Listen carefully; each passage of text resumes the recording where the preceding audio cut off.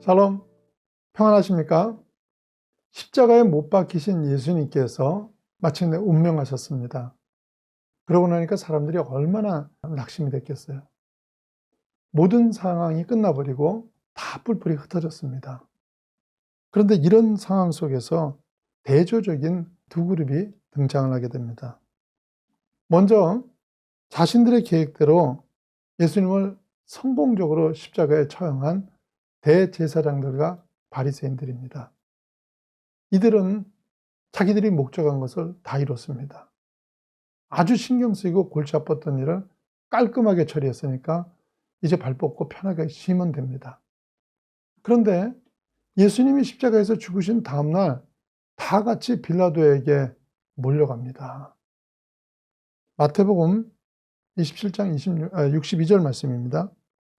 그 이튿날은 준비일 다음날이라 대제사장들과 바리새인들이 함께 빌라도에게 모여 이르되, 함께 빌라도에게 달려왔어요. 그리고는 마태복음 27장 63절 64절 말씀입니다.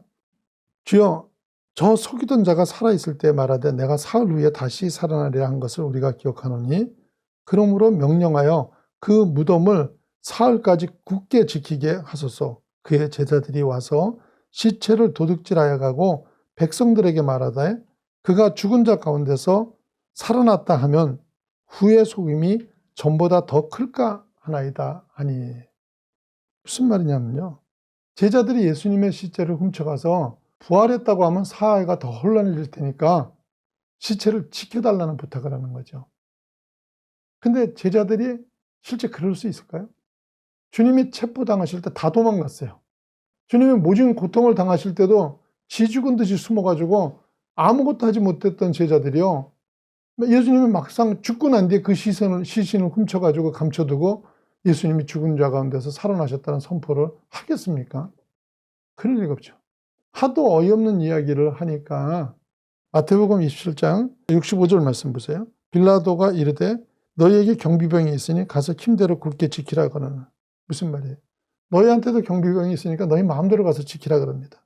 그리고는 66절에 그들이 경비병과 함께 가서 돌을 임봉하고 무덤을 굳게 지키니라. 자, 유대 지도자들은요, 경비를 세우고 돌에 임봉을 해가지고 아무도 드나들지 못하게 굳게 지킵니다. 그런데 이 모습이 참 우습게 보이는 게요, 바깥에는 무기력한 제자들이에요. 안에는 죽은 시체예요. 그들이 보기에요. 그런데 그걸 지키겠다고 경비병을 세워가지고 무덤을 지키는 거예요. 여러분, 이게 무슨 뜻이냐면요, 세상의 성공이라는 게 이런 거라는 거예요. 성공했습니다. 다 이룬 것 같습니다. 더 이상 날 막을 건 아무것도 없는 것처럼 보입니다. 그런데 불안해요. 편안하지가 않아요. 겉으로는 승자의 여유로움을 자랑하지만 안으로는 떨쳐버리지 못하는 두려움을 가지고 사는 게, 이게 진리 밖에서 거둔 성공이고 승리인 것입니다. 그런데 예수님의 죽음을 바라보는 또 한 부류의 사람들이 있었습니다. 마태복음 27장 57절과 58절 말씀입니다. 저물었을 때 아리마대의 부자 요셉이라 하는 사람이 왔으니 그도 예수의 제자라. 빌라도에게 가서 예수의 시체를 달라니 이에 빌라도가 내주라 명령하거늘. 아리마대 요셉이란 사람인데 이 사람은 부자일 뿐만 아니라요, 마가복음 15장 43절에 보시면 아리마대 사람 요셉이 와서 당돌이 빌라도에게 들어가 예수의 시체를 달라 하니 이 사람은 존경받는 공회원이요 하나님의 나라를 기다리는 자라 했어요.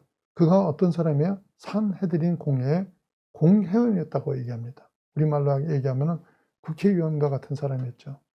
이 사람이 빌라도를 찾아가서 시체를 달라 부탁하고 허락을 받아가지고, 그 다음에 마태복음 27장 59절과 60절 말씀입니다. 요셉이 시체를 가져다가 깨끗한 세마포로 싸서 바위 속에 판 자기 새 무덤에 넣어두고 큰 돌을 굴려 무덤 문에 놓고 가니, 그래서 자기를 위해서 준비했던 새 무덤에 예수님의 시신을 모십니다.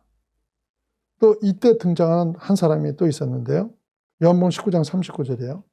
일찍이 예수께 밤에 찾아왔던 니고데모도 몰약과 침향 섞은 것을 100리트라쯤 가지고 온지라.